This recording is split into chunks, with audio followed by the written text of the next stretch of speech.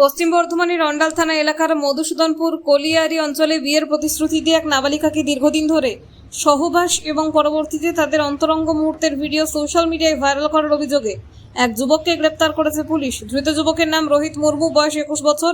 নির্যাতিতার মায়ের অভিযোগ, অভিযুক্ত যুবকের সঙ্গে তার মেয়ের দীর্ঘদিনের ভালোবাসার সম্পর্ক ছিল, যা দুই পরিবারই জানতো। এমনকি সাবালিকা হলে তাদের বিয়ে দেওয়া হবে বলেও আলোচনা চূড়ান্ত হয়েছিল। কিন্তু সম্প্রতি যুবক গোপনে তোলা কিছু আপত্তিকর ভিডিও ইন্টারনেটে ছড়িয়ে দেয়।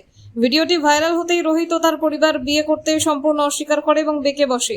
মেয়ের ভবিষ্যৎ এবং সম্মানের কথা চিন্তা করে নিরুপায় হয়ে নির্যাতিতার পরিবার অন্ডাল থানায় লিখিত অভিযোগ দায়ের করেন।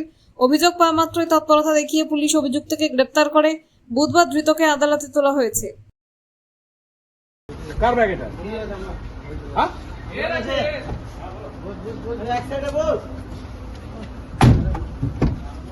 এই वीडियो वायरल क्यों किया? हाँ? अरे वीडियो वायरल क्यों किए? চলে अरे गाड़ी तो बोलिए ना खोलने के लिए। तेरा नाम क्या है बाबू? मत बोलना। हम भूल गया।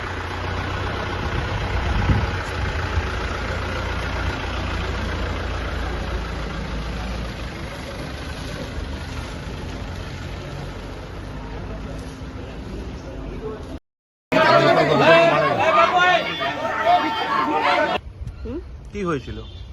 ঘটনাটা মানে ছেলেটার সাথে মানে অনেকদিন তো বাদে ছিল তো, মানে ভালোবাসা তো।